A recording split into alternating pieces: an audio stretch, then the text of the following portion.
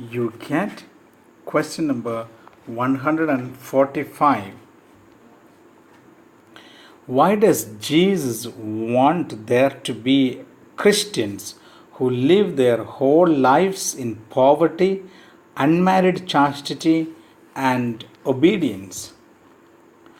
God is love.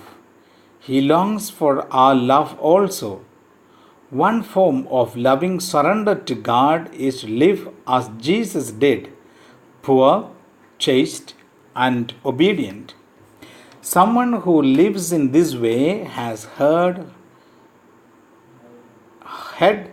heart, and hands free for God and neighbor.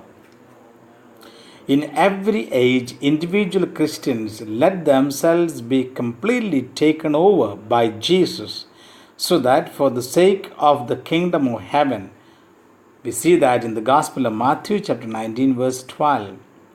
They give everything away for God, even such wonderful gifts as their own property, self determination, and married love.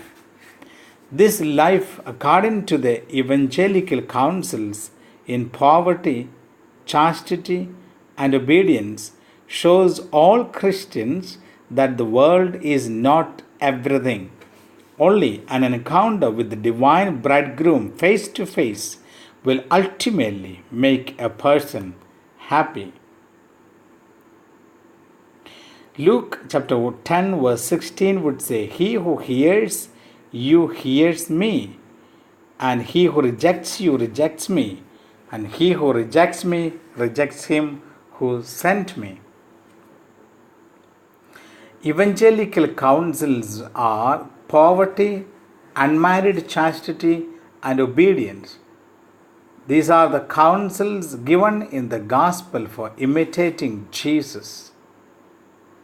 Gospel of Mark chapter 10 verse 21 would say, "And Jesus, looking upon him, loved him, and said to him, 'You lack one thing. Go, sell what you have, and come, follow me.'"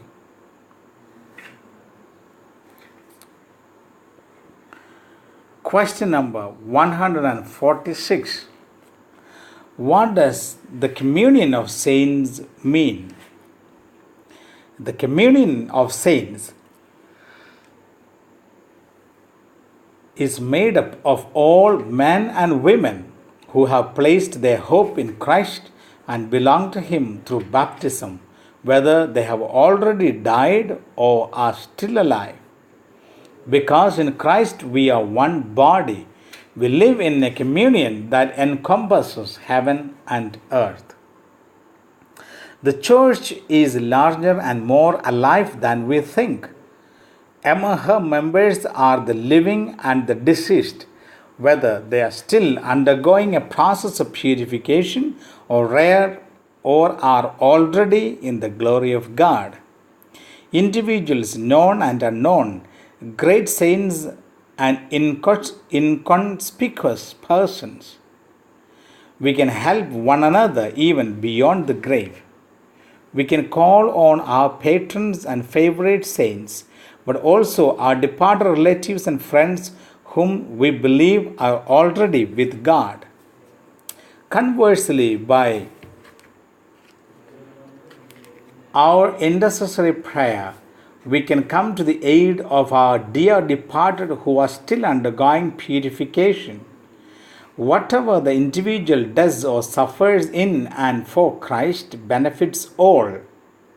Conversely, this unfortunately means also that every sin harms the communion. St. Dominic would say, "Do not weep, for I shall be more useful to you after my death, and I shall help you then more effectively than during my life." God bless you all.